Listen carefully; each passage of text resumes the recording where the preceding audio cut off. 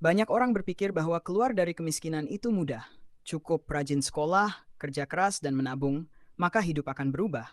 Tapi kenyataannya, bagi orang yang terjebak dalam kemiskinan turun-temurun, keluar dari lingkaran itu jauh lebih sulit dari yang dibayangkan. Bayangkan seseorang lahir di keluarga miskin. Sejak kecil, dia sudah menghadapi banyak keterbatasan. Pendidikan yang kurang, makanan yang seadanya, dan lingkungan yang tidak mendukung perkembangan diri.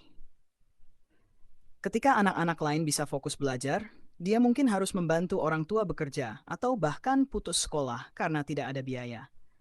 Begitu dewasa, dia hanya bisa mendapatkan pekerjaan dengan gaji kecil, yang hanya cukup untuk bertahan hidup, bukan untuk memperbaiki kehidupannya. Jika dia menikah dan punya anak dalam kondisi yang sama, maka siklus ini berulang. Inilah yang disebut sebagai lingkaran setan kemiskinan. Kemiskinan bukan sekadar soal malas atau tidak bekerja keras, tetapi ada banyak hambatan besar yang menghalangi seseorang untuk keluar dari kondisi tersebut. Beberapa hambatan utama yang akan dibahas dalam tulisan ini antara lain, pendidikan yang mahal dan butuh waktu lama sebelum bisa menghasilkan uang, peluang kerja yang tidak merata, sehingga orang miskin sering hanya mendapat pekerjaan dengan gaji kecil. Beban hidup yang berat membuat mereka sulit berpikir jangka panjang. Utang berbunga tinggi, yang justru semakin memperburuk kondisi keuangan mereka. Lingkungan yang tidak mendukung, yang membuat mereka sulit bermimpi lebih besar. Kondisi ekonomi negara dan kebijakan pemerintah yang bisa memperparah atau justru membantu situasi mereka.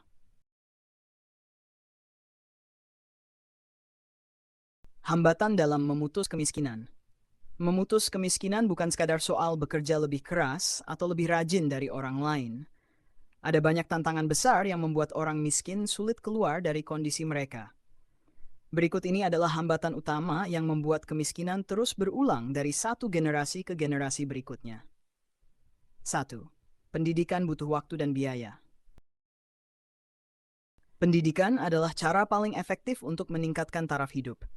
Dengan pendidikan yang baik, seseorang bisa mendapatkan pekerjaan yang lebih layak dan gaji yang lebih tinggi. Tapi, apa masalahnya? Bagi keluarga miskin, sekolah bisa terasa seperti beban tambahan karena biaya pendidikan tidak murah. Meskipun ada sekolah gratis, masih ada biaya seragam, buku, transportasi, dan uang saku. Selain itu, pendidikan butuh waktu lama sebelum seseorang bisa menghasilkan uang.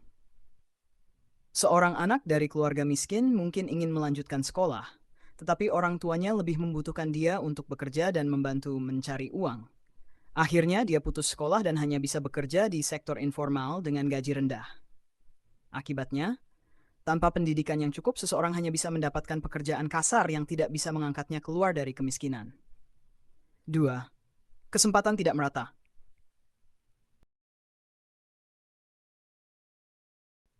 Setelah menyelesaikan sekolah, seseorang butuh pekerjaan agar bisa mendapatkan penghasilan. Tapi apa masalahnya? Tidak semua orang punya kesempatan yang sama dalam mendapatkan pekerjaan yang layak.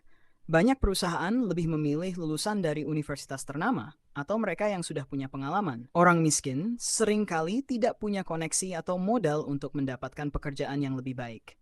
Contoh, dua orang melamar pekerjaan yang sama, satu dari keluarga kaya yang sudah punya pengalaman magang dan koneksi, satu lagi dari keluarga miskin yang hanya punya ijazah tanpa pengalaman. Siapa yang lebih mungkin diterima? Akibatnya, orang miskin sering terjebak dalam pekerjaan kasar atau upah rendah yang membuat mereka sulit menabung atau meningkatkan taraf hidup.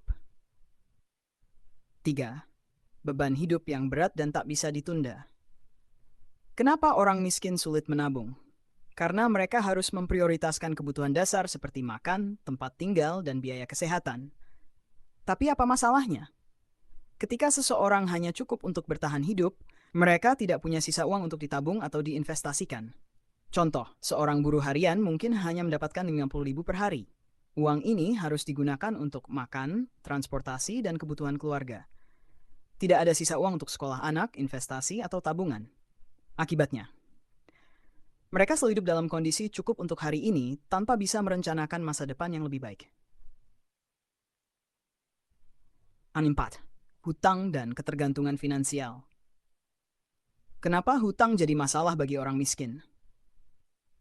karena banyak orang miskin terpaksa meminjam uang untuk kebutuhan dasar. Tapi apa masalahnya? Orang miskin sering meminjam uang dari rentenir atau pinjaman online dengan bunga tinggi.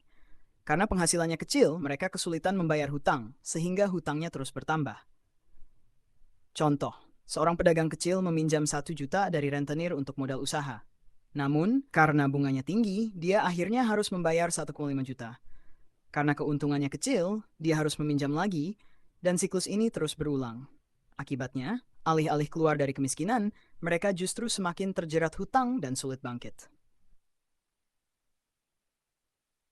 Mentalitas dan lingkungan yang tidak mendukung. Kenapa pola pikir dan lingkungan itu penting? Karena cara seseorang berpikir dan bertindak sangat dipengaruhi oleh lingkungan tempat mereka dibesarkan. Tapi, apa masalahnya? Jika seseorang tumbuh di lingkungan di mana kemiskinan dianggap sebagai nasib yang tidak bisa diubah, maka dia cenderung tidak berusaha lebih keras untuk mengubah hidupnya. Contoh, seorang anak tumbuh di lingkungan di mana kebanyakan orang tidak percaya bahwa pendidikan penting. Karena sejak kecil dia mendengar bahwa sekolah tidak ada gunanya, dia pun memilih untuk bekerja sejak dini dan tidak melanjutkan sekolah. Akibatnya, tanpa motivasi dan dukungan dari lingkungan, orang miskin sulit mencari jalan keluar dari kondisi mereka. 6. Faktor ekonomi makro dan kebijakan pemerintah. Kenapa kebijakan pemerintah penting? Karena kondisi ekonomi suatu negara sangat berpengaruh terhadap kesempatan seseorang untuk keluar dari kemiskinan. Tapi apa masalahnya? Jika harga kebutuhan pokok terus naik, tetapi gaji tetap rendah, maka orang miskin akan semakin sulit bertahan. Selain itu, jika kebijakan pemerintah tidak berpihak kepada rakyat kecil, mereka akan semakin sulit untuk berkembang. Contoh, di negara dengan biaya pendidikan tinggi dan sedikit bantuan untuk usaha kecil, orang miskin akan mendapat pendidikan dan modal usaha untuk keluar dari kemiskinan. Akibatnya, kemiskinan akan terus berulang karena tidak ada kebijakan yang benar-benar membantu mereka naik kelas sosial. Semua faktor di atas saling terkait dan menciptakan lingkaran setan kemiskinan. Tanpa pendidikan, sulit dapat pekerjaan yang layak. Tanpa pekerjaan layak, sulit keluar dari beban hidup sehari-hari. Tanpa tabungan, orang mudah terjebak dalam hutang. Tanpa lingkungan dan kebijakan yang mendukung, sulit bagi mereka untuk berkembang. Inilah alasan mengapa kemiskinan turun-temurun dan tidak mudah diputus. Untuk benar-benar keluar dari kemiskinan, seseorang butuh lebih dari sekadar kerja keras. Mereka juga membutuhkan akses pendidikan, kesempatan kerja, pola pikir yang benar, dan kebijakan pemerintah yang mendukung perubahan sosial.